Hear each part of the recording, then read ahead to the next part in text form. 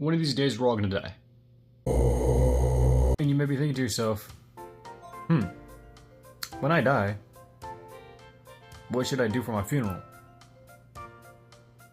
Better yet, how do I bring this up to someone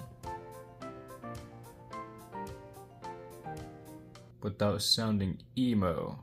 When you want to bring up the idea of death, it's good not to have a straightforward conversation about it. And you might be thinking,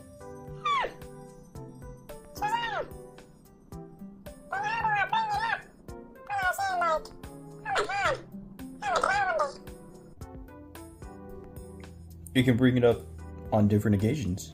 For example, sitting at the table with someone, casually bring it up, and be like, I like mariachi bands. When I die, I want to have a mariachi band at my funeral.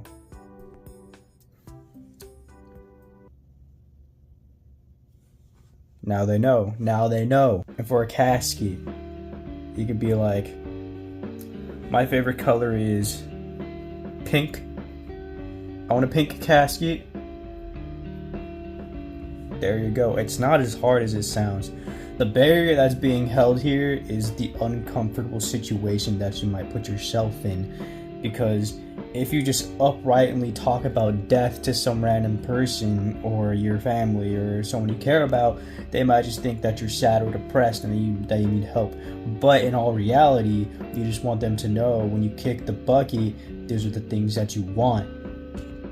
Another reason why it's good to bring up death earlier than later is because when you're in your deathbed and you're about to get your plug pulled, and you have to make this fast decision about what do you want at your funeral, you're going to say something that you may not want because because of the pressure. Like, instead of like you want a Hello Kitty casket, but now you can't get a Hello Kitty casket because you just settled for a black casket.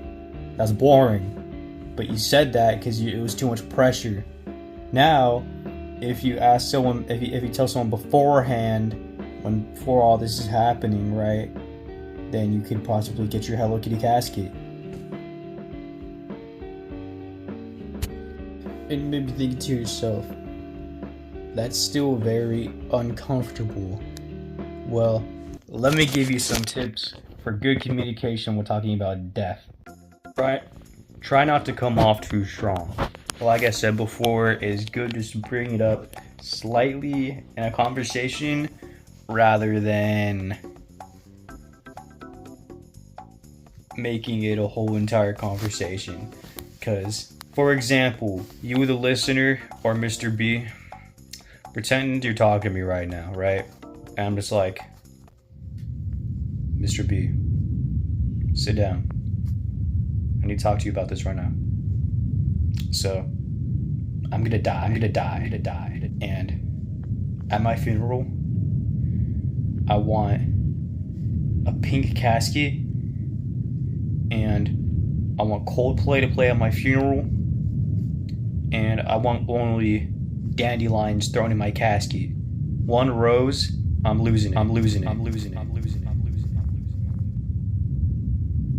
Did that make you uncomfortable? It probably did. Now, instead of a super serious situation, let's turn it into a less serious situation. Let's say me and you are talking casually, and I just happen to bring up, I really like the color pink. Maybe when I die one day, that could be the color of my casket. I really like Coldplay, and if the day, when the day I die, I would like them to play Yellow at my funeral. That's different. It's easier to take in. If you're super serious talking about this thing, the person who's listening is gonna be like, and we don't want that. So that's a good start. And now let's say you're an old man named Pedro in his 60s on his deathbed, and he has to make this decision before he has a stroke and dies.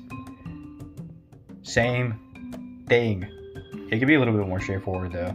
It could be like, I want a green casket, and I'd really like Playboy Cardi to rap at my funeral.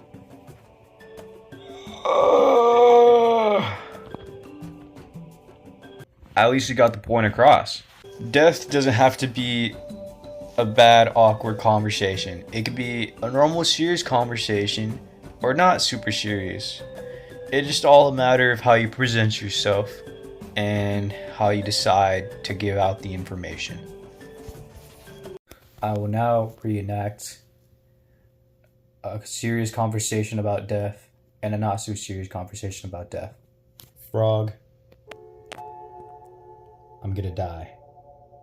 You know, and when I die, Mr. Frog, I want you to talk at my funeral, and I want mariachi band, and I want a hungry caterpillar themed casket. Okay? Mr. Frog is trembling right now. Now let's run it back. And it's a different approach. Hey, what's up, Mr. Frog? You know the story about, hungry caterpillar? Yeah, so the day I die, I like that on my casket. That'd be kind of cool, And I know death is far away and everything, but yeah, I feel like that'd be kind of cool. You know what I mean? Gives him the opportunity to respond. Ribbit. That'd be fire. Mudget Lafang. And then I can respond. And also, you like mariachi music? And then he responds. Yes. And then I say, yeah, when I kick the bucket, I want that at my funeral too. That'd be kind of fire. And now you think of yourself, but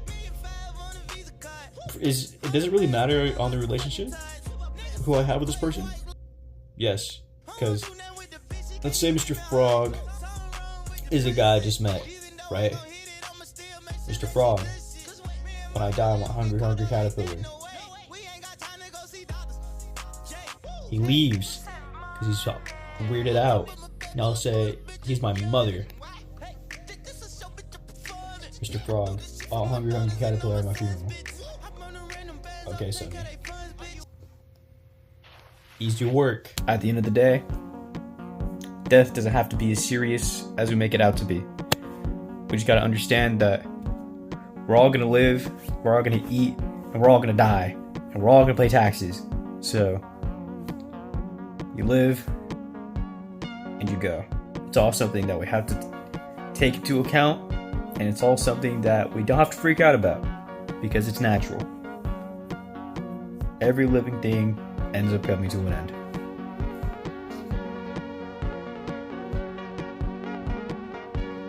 That was really depressing.